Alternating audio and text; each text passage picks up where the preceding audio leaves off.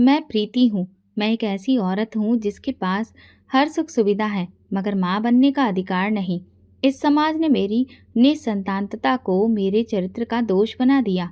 पति के ताने, ससुराल वालों की तिरस्कार भरी निगाहें और मोहल्ले वालों की चुभती बातें, सब कुछ सहती रही। फिर एक दिन मैंने वो निर्णय लिया जो शायद किसी औरत को नहीं लेना चाहिए, मगर शायद मजबूरी वही होती है जो किसी को लाचार कर देती है। ये दोपहर की एक शांत घड़ी थी।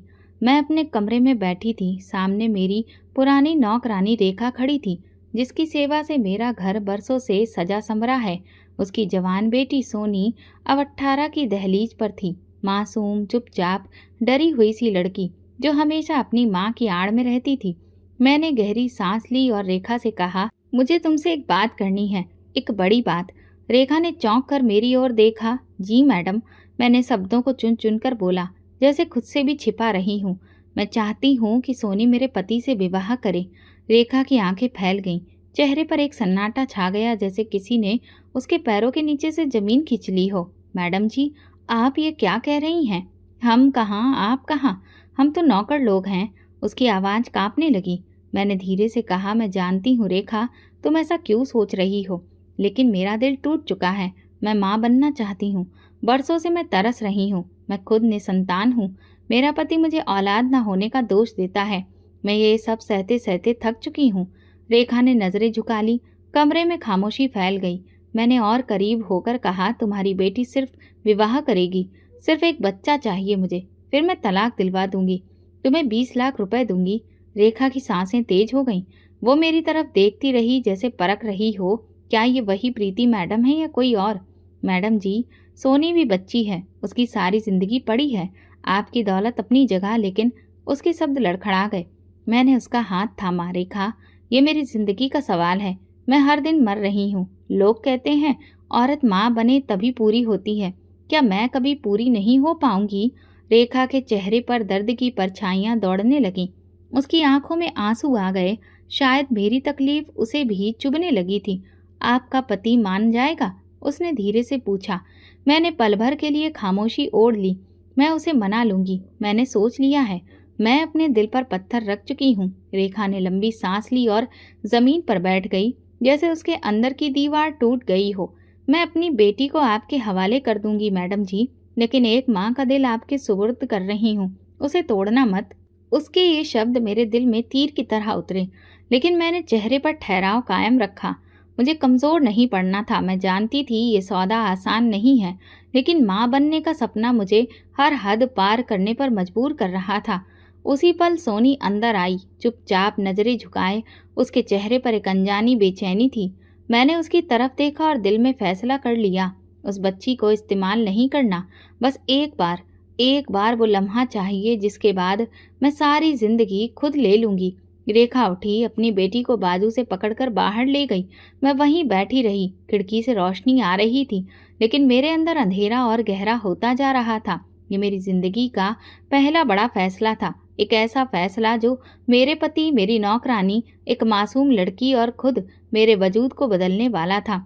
मगर मैं नहीं जानती थी कि यही मेरी बर्बादी की शुरुआत बनेगा। रात भर नींद नहीं आई। दिल में एक अनजानी बेचैनी ने डेरा डाल लिया था। सुबह नाश्ते की मेज पर मनोज हमेशा के उलट चुपचाप बैठा था। उसके हाथ में अखबार था, लेकिन नजरें कहीं और थीं। मैंने उसके सामने चाय का कप रखा और खुद भी बैठ गई। दिल तेजी से धड़क रहा था, जैसे सीने से बाहर निकल आए। एक पल को सोचा चुप रहूं, सब भूल जाऊं, मगर फिर वही खालीपन, वही सन्नाटा मुझे झकझोरने लगा। मनोज, मेरी आवाज़ धीमी थी, जैसे खुद भी शब्दों से डर रही हूँ। उसने अखबार से नजरें हटाई। हाँ बोलो, एक बात करनी है तुमसे। तो करो ना। उसने चाय की चुस्की ली। मैंने हाथ आपस में जोड़े, नजरें झुकाई और धीरे से कहा, मैं चाहती हूँ तुम दूसरी शादी कर लो। मनोज की चाय का कप हवा में ही रुक गया। वो मेरी तरफ देखता रहा, जैसे मैंने कोई मजाक कर दिया हो। क्या कहा तुमने? उसकी आवाज में गुस्सा था। एक लड़की है सोनी, रेखा की बेटी। मनोज की आंखें संकुचित हो गईं। चेहरा तनाव से भर गया। तुम पागल हो गई हो प्रीति। मैं किसी नौकरानी की बेटी से शादी करूं? ये मेरे लिए आसान नहीं है, लेकिन मैं तुम्हें खोए बिना माँ बनना चाहती हूँ। मेरी आवाज टूट रही थी। मनोज गुस्से से उठ खड़ा हुआ। कुर्सी पीछे सरक गई। तुम्हें शर्म नहीं आती? मैं कौन हूँ तुम जानती हो? लोग क्या कहेंगे? हंसेंगे हम पर।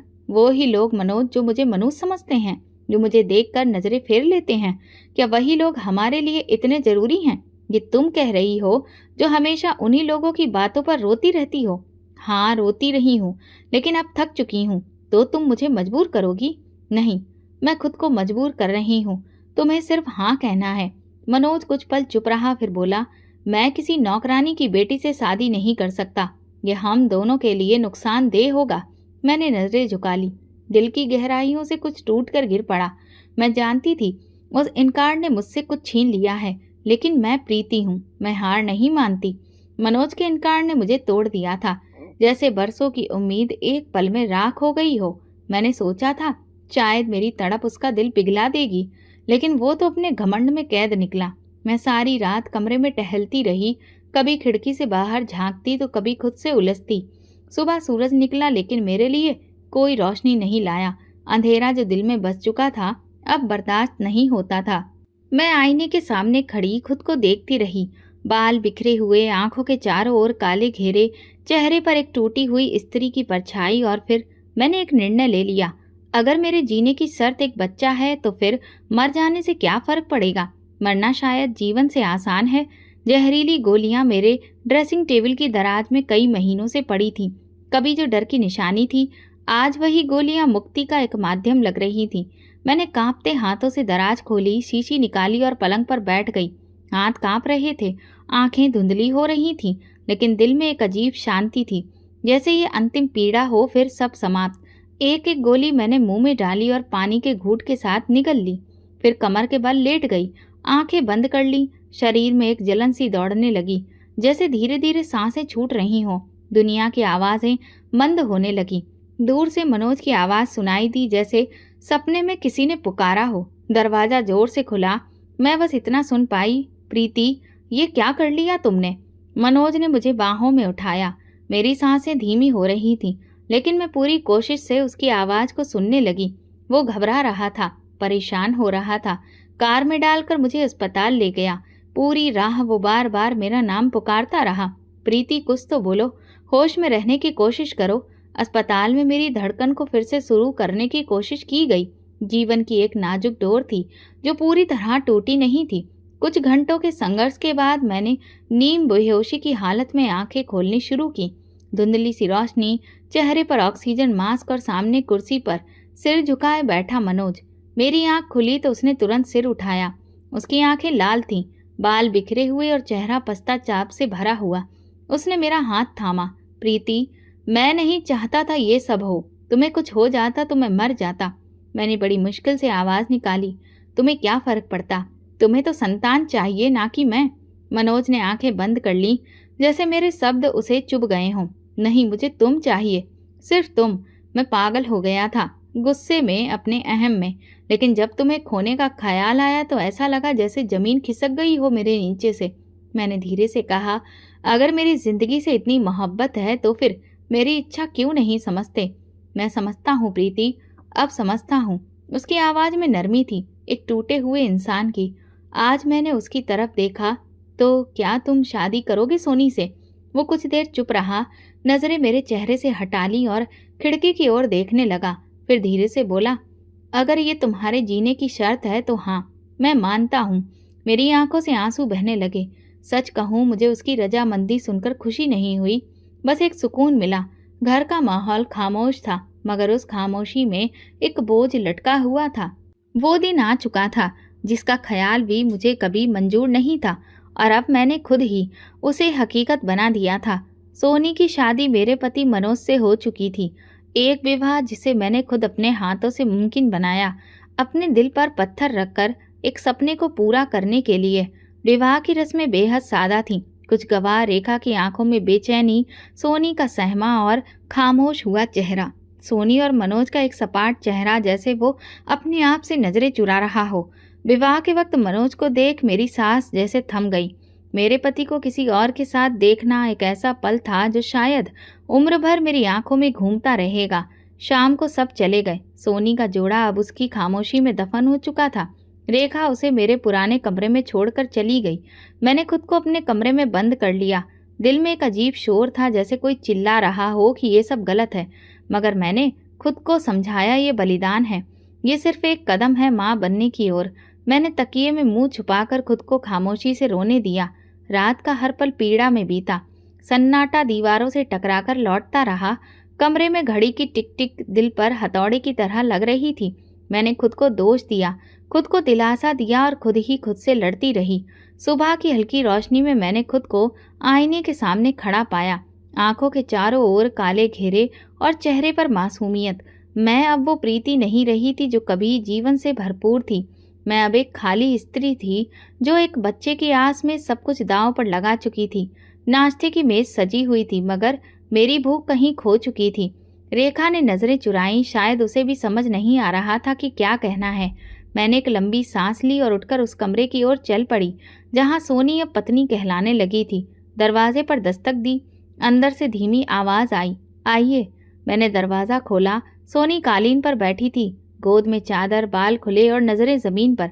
कमरे का माहौल किसी बोझ से भरा हुआ था, जैसे कुछ हुआ ही ना हो या शायद बहुत कुछ हो चुका हो। मैं धीरे धीरे उसके पास बैठ गई। कुछ पल खामोशी में बीते, फिर मैंने नरमी से पूछा, रात कैसी गुजरी? सोनी ने नजरें उठाईं। उसकी आंखों में नींद कम और सवाल ज्यादा थे। उसके होंठ हिले। साहब ने कुछ नहीं कहा, हाथ भी नहीं लगाया। मैं कालीन पर सो गई। मेरी सांस जैसे एक पल को थम गई। दिल की गहराइयों में कुछ टूट कर गिरा। ये वो जवाब नहीं था जिसकी मुझे उम्मीद थी, या शायद मैं सुनना ही नहीं चाहती थी। मैंने होंठ सख्ती से भींचे और सिर झुका लिया। उसने कुछ नहीं कहा, कुछ भी नहीं। मैंने धीमे से दोहराया, खुद को यकीन दिलाने के लिए, नहीं दीदी जी। वो बस चुपचाप लेटे रहे, फिर उठकर दूसरे कमरे में चले गए।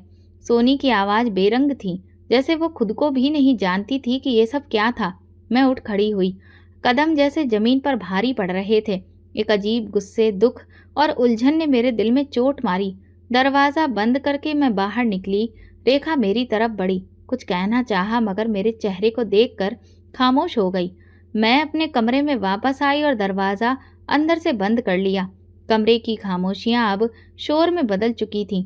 मेरे अंदर कुछ खौल रहा था, जैसे कोई लावा जो फूटने ही वाला हो। सोनी की बातों ने मेरे दिल पर वो चोट मारी थी जिसका दर्द मेरी हड्डियों तक उतर गया था। जिस बलिदान की नींव पर ये सब किया, वो अगर पहला ही कदम ना उठा सके तो आगे क्या बचेगा? ये सब क्या था? कोई खेल, या सिर्फ मेरे घाव पर नमक छिड़कने का एक नया तरीका? सुबह का वक्त था। मनोज नाश्ता कर रहा था, जैसे कि कुछ हुआ ही ना हो, जैसे कल रात उसने किसी लड़की से विवाह नहीं किया, जैसे कोई बदलाव आया ही ना ही हो। वो खामोश था, नाश्ता कर रहा था और अखबार पर नजरें गड़ाए बैठा था। मैंने उसकी ओर देखा और मुझे उसके चेहरे पर वो ऊब, वो अरुचि दिखाई दी जो किसी जबरदस्ती के निर्णय को ढो रहे व्यक्ति के चेहरे पर होती है। मैं खामोशी से उसके सामने जा खड़ी हुई और आवाज दी, मनोज। वो अखबार से नजरें हटाकर मेरी ओर देखने लगा। मैं पूछना चाहती हूँ, रात तुमने सोनी के साथ कुछ? मेरी आवाज मेरे हलक में ही अटक गई। मनोज ने फौरन नजरें चुराई।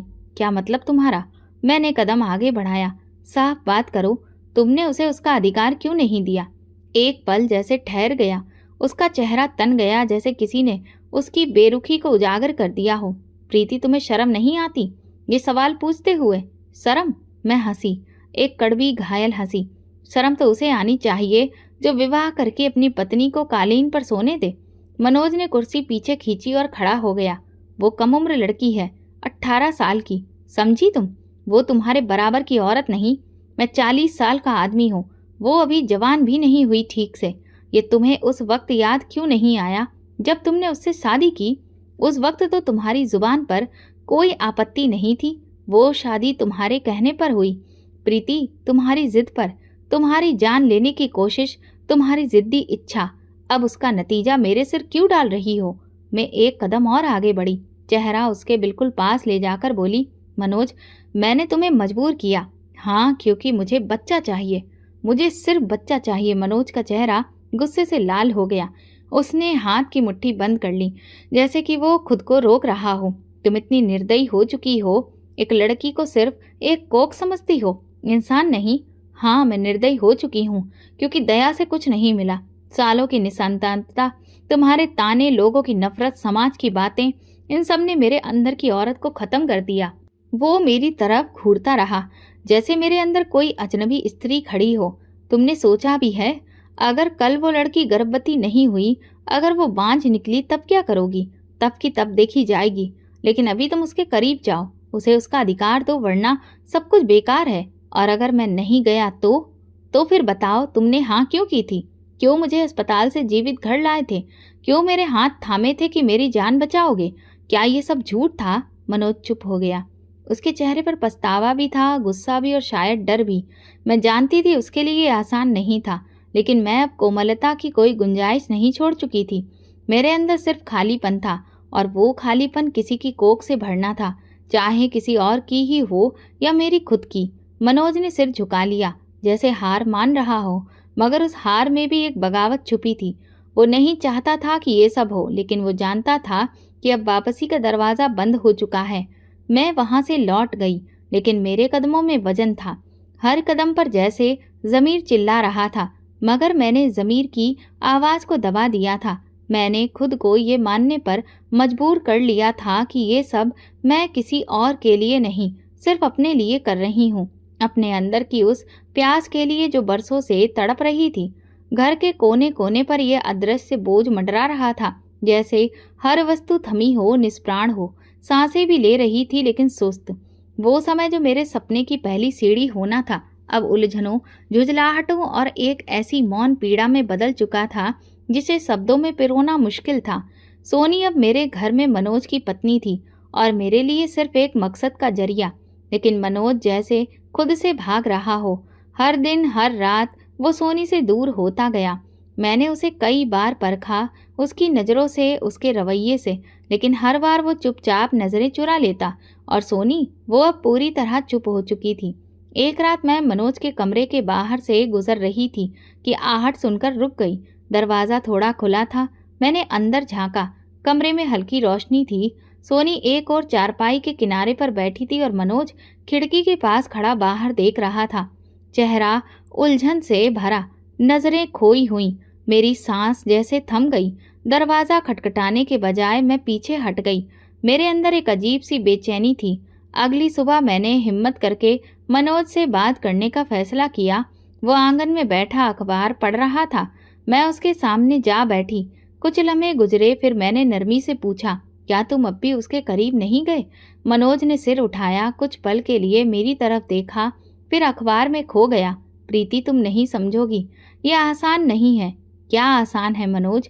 मेरे अपने आप को खत्म कर लेना, या सोनी को रातों को अकेले सोते देखना? तुम्हारी खामोशी मेरे सब फैसलों को झुठला रही है। उसने अखबार एक तरफ रख दिया और मेरी तरफ देखा। जो हुआ तुम्हारे सामने है। शर्म आती है प्रीति, कुछ नहीं हो पाता। मैं तुम्हें देखता हूँ तो सोनी एक बोझ लगती है, जैसे मैं तुमसे धोखा कर रहा हूँ। मेरे होंठ सिले रह गए, दिल जैसे किसी ने भींच लिया हो। मैंने नजरें नीची कर ली और बस इतना कहा, फिर वो सब क्यों किया? क्यों उससे शादी की? क्यों मेरा यकीन लिया?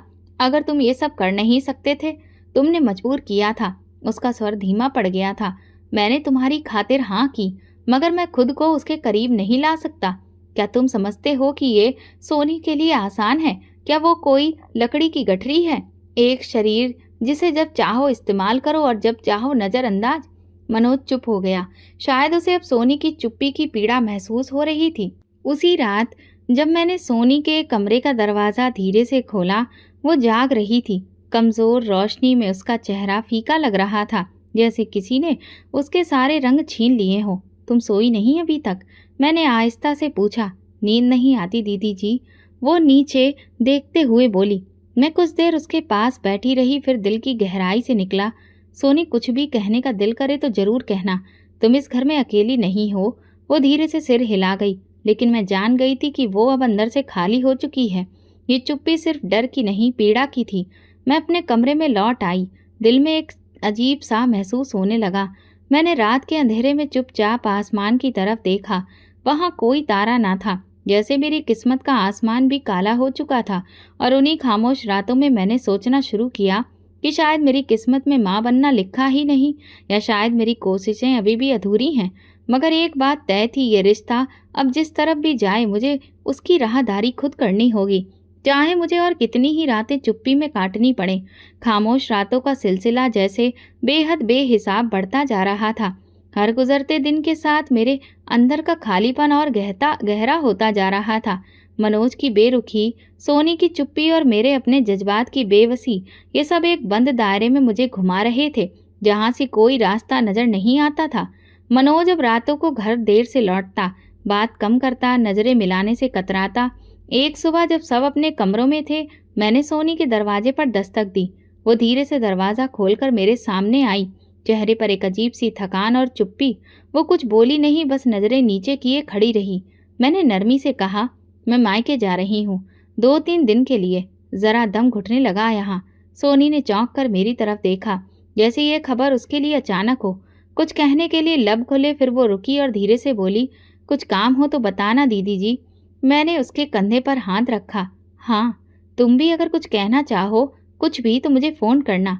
तुम अकेली नहीं हो। सोनी ने नज़रें मेरी आंखों में गाड़ दी, जैसे कोई फैसला कर चुकी हो। आप ना जाएं दीदी जी। मेरे पैरों तले जमीन जैसे खिसक गई।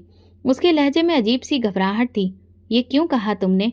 मैंने धीरे से पूछा। सोनी ने नज़रें हटा ली। बस यूं ही दिल में आया। मैं कुछ कहना चाहती थी, कुछ पूछना, मगर फिर खुद को रोक लिया। दिल ने कहा, छोड़ दो, शायद ज़्यादा सोच रही हो। कुछ दिन के लिए दूर जाना बेहतर है। शायद इस वक्त दिमाग को कुछ सुकून दे। मैंने अपना सामान पैक किया, मनोज को एक संदेश भेजा, 2 दिन के लिए मायके जा रही हूँ। जवाब आया भी तो सिर्फ ठीक है, ख्याल रखना। गाड़ी में बैठते वक्त घर की दीवारें कुछ और ही लगने लगी, जैसे पीछे कुछ अधूरा छोड़कर जा रही हूँ। सोनी का चेहरा आंखों में घूम रहा था। उसकी आंखों की नमी, उसकी आवाज़ की कांपती लय और वो आखिरी वाक्य, अभी मत जाओ, घूम रहा था। ये वाक्य मेरे मन में ऐसे चिपक गया जैसे सदियों पुराना कोई सपना, जो जागते में भी पीछा न छोड़े। माँ के घर आकर भी मैं चैन से ना रह सकी। अम्मा बार बार पूछती, ठीक हो ना, क्या हुआ है? और मैं हर बार झूठ बोलती, सब ठीक है, बस थोड़ी थकान है। मेरे हाथों में चाय का कप था और दिमाग में सोनी। उसकी आंखें मेरे दिल दिमाग में तस्वीरों की तरह छिपी थीं। 2 दिन गुजर गए। मैंने खुद को समझाया कि ये वक्त शायद बेहतर है। शायद सोनी और मनोज इस दौरान एक दूसरे के करीब आ जाएं। शायद मेरी गैर मौजूदगी उनके बीच की दीवार गिरा दे। मगर दिल की गहराइयों में एक उलझन थी, जो हर पल और भी ज्यादा गहरी होती जा रही थी। तीसरे दिन शाम को सोनी का कोई संदेश न आया। रेखा ने भी संपर्क नहीं किया। मैंने फ़ोन उठाया, नंबर मिलाया, मगर कॉल उठाई न गई। दिल में हल्का सा डर बैठ गया। मैंने अगली कॉल मनोज को की। इस बार उसने तुरंत फ़ोन उठा लिया। सब ठीक है? मैंने जल्दी से पूछा। हाँ, सब ठीक है, तुम चिंता मत करो।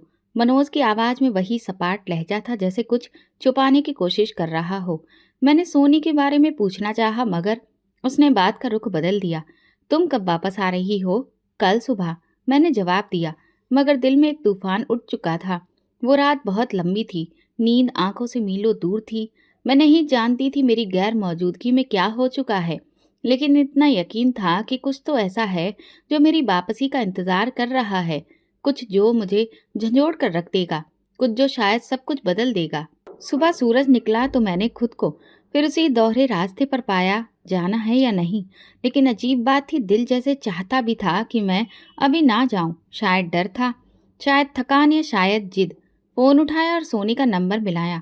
दूसरी बैल पर उसने फ़ोन उठा लिया। नमस्ते दीदी जी। उसकी आवाज़ कांप रही थी। नमस्ते, कैसी हो? मैंने जैसे आम सी बात की। ठीक हूँ, आप ठीक हैं? कब वापस आ रही हैं? मैंने पल भर को रुकावट की, फिर सर्द लहजे में बोली, नहीं आ रही, अभी कुछ दिन और रुकूंगी। दूसरी तरफ कुछ पल के लिए चुप्पी साध दी। फिर उसने धीरे से कहा, दीदी जी आप आ जाएं। सोनी, मैंने तुम्हें पहले भी कहा था, मुझे बच्चा हर हाल में चाहिए। तुम जानती हो ये सब क्यों हुआ। अब तुम्हें खुद आगे बढ़ना होगा। लेकिन दीदी जी, उसने कहना चाहा, लेकिन मैंने बात काट दी। तुम साहब के करीब होने की कोशिश करो, उनके साथ समय बिताओ। मैं तुमसे मोहब्बत नहीं मांग रही, बस एक कर्तव्य निभाने को कह रही हूँ। ये शादी इसलिए हुई थी कि मैं माँ बन सकूं। दीदी जी, वो मुझसे बात भी नहीं करते, आंख नहीं मिलाते, उसकी आवाज़ भीगी हुई थी। तो तुम कोशिश करो, उन्हें पास आने दो। पुरुष को एहसास से ज़्यादा वातावरण चाहिए। तुम उनके लिए वो वातावरण बनाओ, नरमी से, चुप्पी से, जैसे एक पत्नी करती है। सोनी चुप हो गई। उसकी सांसों की आवाज़ फ़ोन पर साफ सुनाई दे रही थी। मैं तुम्हें तकलीफ में नहीं देखना चाहती सोनी, लेकिन अगर तुम भी कोशिश ना करो तो ये सब बेकार जाएगा। और याद रखो, अगर ये मौका गया तो ना तुम्हें कुछ मिलेगा ना मुझे। मैंने फ़ोन बंद कर दिया। दिल में एक अजीब सा बोझ था, जैसे कुछ कहना रह गया हो, लेकिन मैं जानती थी अब नरमी की गुंजाइश नहीं थी। सोनी ने मेरी आंखों के सामने शादी की थी। उसकी मासूमियत, उसकी खामोशी, सब मैंने अपनी खुदगर्जी से रौंद दी थी। अब मुझे अपनी जिद पूरी करनी थी, हर कीमत पर। उसी रात रेखा का संदेश आया, दीदी जी सोनी चुप चुप रहने लगी है, कुछ खाती भी नहीं, कृपया वापस आ जाइए। मैंने संदेश सुना मगर जवाब नहीं दिया। फिर फोन आया, इस बार सोनी की कॉल थी। मैंने कुछ पल देखा, फिर कॉल उठाई। दीदी जी मैं क्या करूं, वो मुझे देखते भी नहीं। आप वापस आ जाइए ना। उसकी आवाज में घबराहट थी और वही बेबसी जो मेरे दिल को चीरने लगी। सोनी तुम्हें खुद कुछ करना होगा। क्या तुम ये नहीं चाहती कि तुम्हारी माँ को वो सब कुछ मिले जिसकी उसे चाह है? तुम जानती हो ये तुम्हारी माँ का सपना है। वो 20 लाख का वादा तुम्हारे बेहतर भविष्य के लिए था। तुम्हें ये सब समझना होगा। समझती हूँ दीदी जी, लेकिन साहब तो जैसे मुझसे नफरत करते हैं। नफरत नहीं करते, बस झिझक है। वक्त के साथ सब ठीक हो जाएगा। तुम हिम्मत रखो, खुद को मजबूत बनाओ। तुम अब सिर्फ रेखा की बेटी नहीं हो, तुम अब एक पत्नी हो, और पत्नी को अपना हक खुद लेना पड़ता है। सोनी ने जवाब नहीं दिया, मगर उसकी खामोशी में एक थकान थी। मैंने फोन बंद किया और दिल पर हाथ रख लिया। कुछ देर में अम्मा कमरे में आई। मेरे चेहरे को गौर से देखकर बोली, कुछ ठीक नहीं लग रहा तुम्हें? मैंने गर्दन हिला दी। बस थोड़ी सी थकान है। वो मेरे करीब बैठ गई, हाथ पर हाथ रखा। प्रीति, अगर कोई ऐसा फैसला कर लिया हो जो दिल में खटकता रहे तो उसे निभाना बड़ा महंगा पड़ता है। वक्त पर लौट आना सीखो। मैं चुप रही। अम्मा को कैसे बताती कि मैं लौटने के काबिल नहीं रही। मैंने अपनी जिद के साथ वो दरवाज़ा बंद कर दिया था जिससे लौटने का ख्याल भी मेरे अंदर डर पैदा करता था। उसी रात सोने से पहले मैंने दिल में एक दुआ की कि या तो सोनी मेरे सपने को सच कर दे, या वक्त मुझे इतना पत्थर दिल बना दे कि मैं सोनी के आंसू देखकर भी आंखें ना झपकाऊं। एक दिन माँ बाहर गई थी और मैं कमरे में अकेली बैठी थी। एक पुराना एल्बम निकाला, तस्वीरें पलटते पलटते हाथ रुक गया, आंखें ठहर गई। एक तस्वीर थी जिसमें मैं सफेद जोड़े में बैठी थी, हाथों में मेहंदी और चेहरे पर वो मासूम चमक जो नई नवेली दुल्हन की होती है। उस वक्त मुझे नहीं मालूम था कि शादी के बाद एक दिन मेरी सबसे बड़ी पहचान यही बनेगी, बांझ। तस्वीर को हाथ से नीचे रखते ही जहन की स्क्रीन पर वो पल उभरने लगा जो आज तक मेरे अंदर जिंदा थे। वो दिन जब हमने शादी के बाद 1 साल पूरा किया था। अम्मा की आंखों में उम्मीद थी, ससुराल की औरतों के चेहरों पर बेसब्री, और मेरे अंदर एक अनजाना डर। जब 1 साल बाद भी खुशखबरी नहीं आई तो लोगों के अंदाज बदलने लगे, ताने तीखे होने लगे। पहले तो बस सवाल होते थे, क्या खबर नहीं आई? फिर ताने बनने लगे, अच्छी भली लड़की है। और फिर कानाफूसी होने लगी, किसी किसी के नसीब में संतान नहीं होती। मोहल्ले की औरतें जब गर्भवती होती तो मेरे घर का रास्ता बदल लेती। एक बार एक औरत के बच्चे की पैदाइश हुई तो उसकी सास ने मुझे फंक्शन में नहीं बुलाया। वजह ये कि कुछ औरतों की परछाई बच्चे पर भारी पड़ती है। मैंने उस दिन आईने के सामने खड़े होकर खुद को देखा। कोई निशान, कोई दाग तो नहीं था मेरे चेहरे पर। फिर ये मनुष्यत क्यों जुड़ी थी मुझसे? मैंने मनोज को बताया। आंखों में नमी थी, आवाज भीग रही थी। मुझे लोग मनोज कहते हैं मनोज। तुम्हें भी शर्मिंदगी होती होगी मेरी वजह से। वो हंसा नहीं, न रुका। वो बस सीधा सा जवाब दिया, शर्मिंदगी की बात है प्रीति। ये वो रात थी जब मैं पूरी तरह टूट गई थी।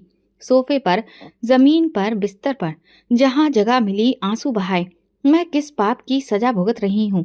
उसके बाद एक दवाइयों का सिलसिला शुरू हुआ। इलाज, टेस्ट, सब आजमाया। हर माह एक नया सपना, हर माह एक नई उम्मीद, और हर महीने एक नई मायूसी। मेरी पूरी जिंदगी एक कैलेंडर में कैद हो गई थी जिसमें दिन नहीं, सिर्फ उम्मीदें और इनकार दर्ज थे। एक दिन मनोज ने मुझे दवा की पर्ची लाकर दी और साथ ही तंज किया, शायद ये आखिरी कोशिश हो। इसके बाद तुम्हें मान लेना चाहिए कि तुमसे नहीं हो सकता। मैंने वो पर्ची फाड़ दी थी। उस दिन आंखों में आंसू थे। मैंने सोनी से शादी इसलिए करवाई थी कि शायद वक्त, तकदीर सब मिलकर वो दरवाज़ा खोल दे जो बरसों से बंद था। लेकिन अब लग रहा था वो दरवाज़ा एक और कैद की तरफ खुल गया है। मेरे अंदर एक शोर था, लेकिन बाहर मुकम्मल खामोशी। मैं अम्मा के घर की छत पर बैठी थी।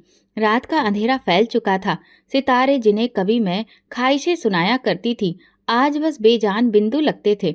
दिल में डर जन्म लेने लगा था कि शायद मैंने अपनी आखिरी उम्मीद भी खो दी है। शायद सोनी से शादी करवा के भी कुछ नहीं बदला। शायद वो भी इसे खाली गोद का हिस्सा बन जाएगी, जिसे मैं भरने के लिए सब कुछ कुर्बान कर चुकी हूँ। मैंने अपने हाथों को देखा, वही हाथ जिनसे मैंने सोनी के सिर पर प्यार रखा। लेकिन अब दिल के किसी कोने में एक और ख्याल उठ रहा था। अगर सोनी भी मेरी तरह निसंतान निकली तो क्या मैं फिर उसे भी कसूरवार ठहराऊंगी या खुद को?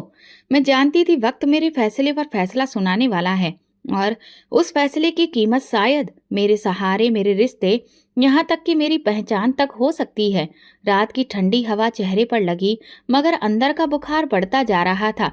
माँ जी की दहलीज पर खड़े होकर मैंने सिर्फ इतना कहा, अगर ये कुर्बानी भी व्यर्थ गई तो फिर बस अफसोस रह जाएगा, क्योंकि मैंने सिर्फ एक गोद भरने की ख्वाहिश की थी, बस एक गोद। अतीत की दहलीज पर बैठी मैं अभी ये सब सोच रही थी। अचानक मोबाइल की घंटी ने मुझे चौंका दिया। स्क्रीन पर सोनी का नाम था, और दिल को जैसे किसी ने मुट्ठी में ले लिया हो। मैंने फौरन कॉल उठाई। दीदी जी। उसकी आवाज में कंपन थी, घबराहट और वही पुरानी थकन। लेकिन आज कुछ और भी था। क्या हुआ सोनी? मैंने जल्दी से पूछा। वो फूट फूट कर रो दी। अल्फाज गड़बड़ा गए। फिर संभल कर बोली, वापस आ जाइए। साहब, साहब मुझे कुछ कर देंगे। मेरे जिस्म में जैसे बिजली सी दौड़ गई। डर ने गला घोट लिया। क्या किया उसने? क्या किया मनोज ने? बस आप आ जाइए। मैं नहीं जानती वो क्या चाहता है। मैं यहाँ नहीं रह सकती। कॉल कट हो गई। मैं सांस लेने के लिए भी रुक गई। एक लम्हा भी जाया किए बिना मैंने सामान समेटा। अम्मा ने रोका, पूछा क्या हुआ, मगर मैंने कुछ ना कहा। सिर्फ एक वाक्य निकला, सोनी खतरे में है। गाड़ी में बैठते ही मैंने लगातार सोनी को कॉल की, रेखा को संदेश भेजा, लेकिन कोई जवाब नहीं आया। जब मैं घर पहुंची तो मनोज आंगन में खड़ा था, खामोश, आंखों में किसी अजनबी सी हालत।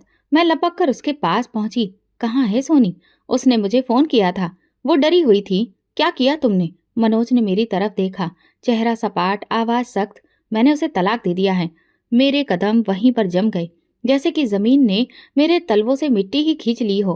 क्या? मेरी आवाज खामोशी में बदल गई। तलाक दे दिया? वो मुड़ा और अंदर जाने लगा। मैंने उसका बाजू पकड़ा, जोर से झटका। बच्चा हुआ भी नहीं और तुमने उसे तलाक दे दिया? ये सब क्या था?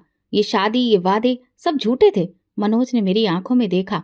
मैं नहीं चाहता कि वो मेरे साथ रहे, ना अब न कभी, बस खत्म। कहाँ है वो? पता नहीं। झूठ मत बोलो मनोज, मैं चीखी। तुमने उसके साथ कुछ किया है, तुमने उसे नुकसान पहुंचाया है। प्रीति, मैंने जो करना था कर लिया। अब वो माँ बेटी इस घर में नहीं है, और मुझे उनका कोई पता नहीं है। मैं पागलों की तरह कमरे से निकली, सोनी के कमरे में गई। खाली अलमारियां खुली हुई थीं, कपड़े, चादर सब गायब। रेखा के कमरे में गई, सन्नाटा था, जैसे कभी कोई था ही नहीं। घर में उनका कोई नामो निशान नहीं बचा था। दिल जैसे धक्क से रह गया। मैंने नौकरों से पूछा, किसी को कुछ मालूम नहीं था। मैंने करीबी अस्पतालों को फोन किया, पुलिस स्टेशन तक का रुख किया, लेकिन ना रेखा का कोई रिकॉर्ड था, ना सोनी का। जैसे जमीन निकल गई हो उन्हें। रात हो चुकी थी और मैं कमरे में बैठी अपने बालों में हाथ दिए बस सोचती रही। एक हफ्ता पहले जिस लड़की ने मुझे कहा था वापस आ जाइए, आज वो खुद कहाँ है? मेरे अंदर एक खाली गूंज थी, एक सवाल जो गूंजता रहा, क्या मैंने अपनी जिद में किसी को तबाह कर दिया? क्या सोनी की आवाज सिर्फ मेरी ख्वाहिश का तूफान बनकर दब गई? मनोज मेरे पास से गुजरा। मैंने उसका रास्ता रोक लिया। तुमने कहाँ भेजा उन्हें? रेखा और सोनी को कहाँ छुपाया है? वो लम्हा भर को रुका, फिर धीरे से कहा, प्रीति, तुमने मुझे मजबूर किया था। अब जो हुआ उसकी जिम्मेदारी भी तुम पर ही है। मैं पीछे हट गई। दिल में एक खौफ था, एक खालीपन और एक पछतावा जो जख्म की तरह ताजा था। वक्त गुजरता रहा, लेकिन ना सोनी का कोई सुराग मिला, न रेखा की कोई खबर आई। मैं रोज उनकी गुमशुदगी की खबर अखबार में तलाशती, कभी सोशल मीडिया पर तस्वीरें पोस्ट करती, कभी मोहल्ले वालों से पूछताछ करती, लेकिन सब बेकार। घर में मनोज ने इस बात को हमेशा के लिए बंद कर दिया था। वो इस बारे में बात भी नहीं करता था, और अगर मैं कुछ कहती तो बस ये खामोश निगाह डालकर कमरा छोड़ देता। वो खालीपन जो मैंने बरसों पहले महसूस किया था, सोनी की चीख, उसका डरा हुआ लहजा, वो आखिरी कॉल, सब रोज रात को मेरे कानों में गूंजते। चंद महीने गुजर चुके थे। मैं अक्सर बीमार रहने लगी थी। दिल दबाव और जिस्म जैसे बोझ तले दबे हुए थे। एक दिन बुखार इतना बढ़ गया कि अम्मा ने मुझे जबरदस्ती अस्पताल ले जाने पर मजबूर कर दिया। मैं हिचकिचाती रही, लेकिन जिस्म ने भी शायद हार मान ली थी। अस्पताल में दवाओं की बू, सफेद दीवारें, सफेद टाइलों की जमीन। मुझे एक कमरे में बिठाया गया। नर्स ने दवा दी और पर्ची लेकर मैं दवा खाने की तरफ बढ़ने लगी। वहां एक मोड़ था जहां से दवा खाना गुजरता था। मैं जैसे ही मुड़ी, अचानक मेरी नजर एक साए पर पड़ी। वो मनोज था। मेरा दिल धक्क से रह गया। वो तेजी से कमरे की तरफ बढ़ा, दरवाजा खोलकर अंदर दाखिल हो गया। मैं हैरान थी कि वो यहाँ क्या कर रहा था। उसने तो कहा था वो शहर से बाहर है। दिल में कुछ खटकने लगा। कदम खुद ब खुद उस कमरे की तरफ बढ़ने लगे। दरवाजा पूरा बंद नहीं था, हल्का सा खुला था, जहां से अंदर की आवाजें बाहर आ रही थी। मैं खामोशी से वहीं रुक गई। अंदर मनोज की जुजलाई हुई आवाज सुनाई दी। डॉक्टर, आप कह रहे थे कि इलाज मुमकिन है। अब तो साइंस बहुत एडवांस हो गई है। क्या अभी भी मेरा इलाज नहीं हो सकता? क्या अब भी मैं बाप नहीं बन सकता? मेरे हाथ से पर्ची छूटकर जमीन पर गिरी, लेकिन मैं हिली नहीं। अंदर से डॉक्टर की थकी हुई आवाज सुनाई दी। मैंने तुम्हें पहले भी बताया था मनोज, कुछ चीजें बहुत मुश्किल होती हैं। तुम्हें अपना राज किसी को नहीं बताना चाहिए था। मनोज का लहजा बुलंद हो गया। मैं क्या करता? मेरी बीबी को बच्चे चाहिए। मैं तो खुद बांझ हूं और वो रोज खुद को कोसती है। मेरी मदद करने के नाम पर एक झूठा रिश्ता पाल रही है। एक लम्हे को जैसे कमरा घूम गया। मैं दीवार से टेक लगाकर खड़ी रही। आंखें खुली थी, लेकिन मंजर धुंधला गया था। मनोज बांझ था। मेरे जहन में वो तमाम साल गूंजने लगे जब उसने मुझे ताने दिए थे, मेरे वजूद पर शक किया था, लोगों के सामने मुझे शर्मिंदा किया था। उस वक्त भी जब मैं रो रो कर कहती थी काश मैं माँ बन सकती, और वो खामोश बैठा रहता, जैसे मैं ही सारी इस गलती की जड़ हूँ। मेरी सांस अटकने लगी। मैं वहां से पीछे हटी, तेज तेज कदमों से चलती हुई वहां से बाहर निकली। मेरे पैरों के नीचे से जमीन निकल चुकी थी। बाहर आकर मैंने एक बेंच पर बैठने की कोशिश की, लेकिन वजूद साथ ना दे सका। मैं वहीं जमीन पर बैठ गई। लोग आ जा रहे थे, लेकिन मुझे किसी की परवाह नहीं थी। मनोज बांझ था। ये वो राज था जो उसने बरसों से छुपा रखा था। एक ऐसा सच जिसने मेरी जिंदगी को जहन्नुम में झोंक दिया था। मैंने सोनी को शादी के लिए मजबूर किया, खुद को तोड़ा, अपनी इज्जत, मासूम लड़की की मासूमियत, सब दांव पर लगा दिया। और जिसके लिए ये सब किया, वो तो खुद औलाद पैदा करने के काबिल ही नहीं था। मेरे दिल में एक चीख उठी, लेकिन मैंने लबों पर हाथ रख लिया। मुझे अस्पताल की सर्द हवाएं काटने लगीं और एक एक लम्हा मुझे मेरे ही फैसलों की लाशें दिखाने लगा। मैं वहां बहुत देर बैठी रही, फिर चुपचाप गाड़ी में आकर बैठी और ड्राइवर को घर चलने का कहा। रास्ते में कोई बात ना की, बस मनोज के अल्फाज गूंजते रहे। मैं खुद बांझ हूँ। ये राज सिर्फ राज नहीं, जख्म बन चुका था। ऐसा जख्म जो बरसों से मेरे अंदर लहू करता रहा, मगर जिसका दर्द अब जाकर समझ आया। घर पहुंचकर मैं सीधा अपने कमरे में गई। आईना देखा, अपने आप से सवाल किया, क्या मैं वाकई वो औरत हूँ जो बरसों से खुद को इल्जाम देती आई, या मैं सिर्फ उस आदमी का अक्स थी जिसने अपनी कमजोरी मुझ पर थोप कर खुद को मर्द समझा। वो रात खामोशी में नहीं, सच्चाई की दहाड़ में गुजरी, और मुझे अब यकीन था मेरी जिंदगी का सबसे बड़ा धोखा मेरे सबसे करीब वाले ने दिया था। दरवाजा खुला तो कमरे की रोशनी एक लम्हे को चुभने लगी। मैं वही थी, वही प्रीति, लेकिन अब मेरे अंदर कुछ भी वैसा नहीं था। कदम थके हुए थे, लेकिन अंदर जो तूफान उठ रहा था वो फटने के करीब था। मेरे दिल में एक ही सवाल, एक ही चीख, एक ही जख्म बार बार तेज हो रहा था। अगर वो खुद बांझ था, तो फिर उसने मेरे वजूद को क्यों रौंद डाला? मनोज लॉन्च में बैठा था, जैसे किसी और दुनिया का बंदा हो। मैं खामोशी से उसके सामने जाकर खड़ी हो गई। उसने सर उठाया, लेकिन मेरी आंखों में कुछ देखकर नजरें झुका ली। मैंने एक जुमला कहा, सीधा, कड़ा और चुभता हुआ, जब तुम ही बांझ थे तो मेरी जिंदगी बर्बाद क्यों की? मनोज की सांस अटकी, जैसे ये सवाल नहीं सजा हो। वो सर झुकाए रहा, कुछ न बोला। शायद उसके पास कहने को कुछ बचा ही नहीं था, या शायद उसकी खामोशी में ही सच का इनकार छुपा था। मुझे उसकी नजरें देखकर सब मालूम हो चुका था। खामोशी गूंजने लगी, दीवारें जैसे ताना दे रही थीं। मैं मुड़ी और कमरे से निकल गई। आंगन में पहुंचकर मैंने आसमान की तरफ देखा। अचानक दरवाजे की तरफ से आहट हुई।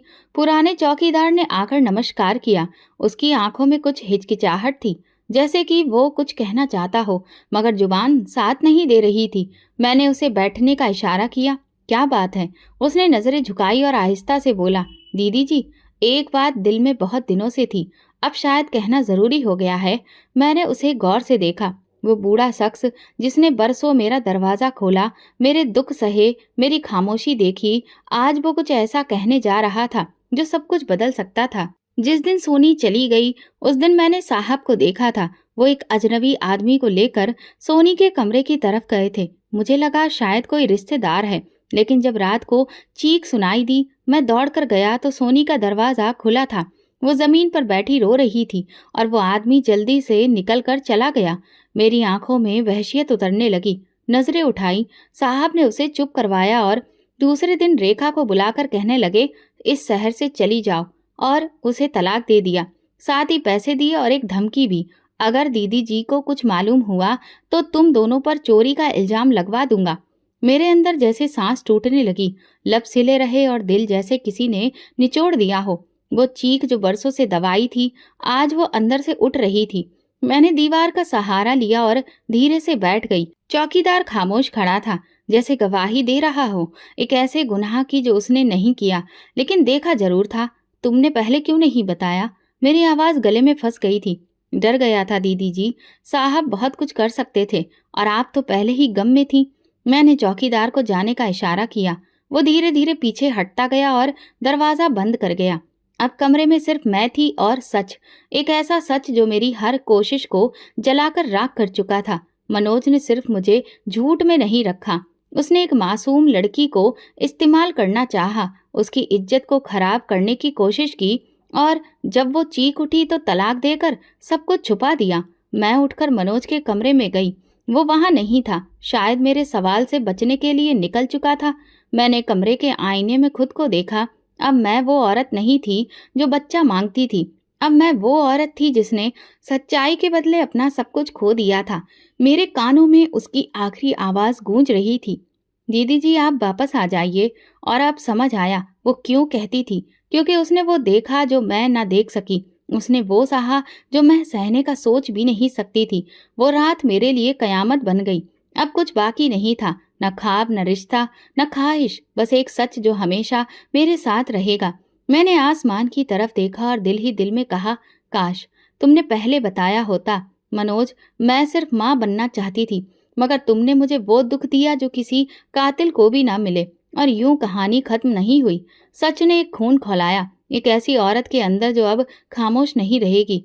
इस कहानी से हमें ये सबक मिलता है कि जुल्म सिर्फ शारीरिक नहीं होता, कभी कभी खामोश झूठ भी एक पूरी जिंदगी बर्बाद कर देता है। औलाद की ख्वाहिश में इज्जत, रिश्ते और इंसानियत बर्बाद ना करें। हर दुख की जड़ सिर्फ औरत नहीं, सच को जानने की हिम्मत हर रिश्ते को बचा सकती है। दोस्तों, अगर आपको हमारी कहानी पसंद आई हो तो कमेंट करके ज़रूर बताएं। वीडियो को लाइक करें और ज़्यादा से ज़्यादा शेयर करें। अगर आप चैनल पर नए हैं तो सब्सक्राइब जरूर करें और नोटिफिकेशन बेल दबाएं ताकि अगली अपडेट सबसे पहले आपको मिले। धन्यवाद।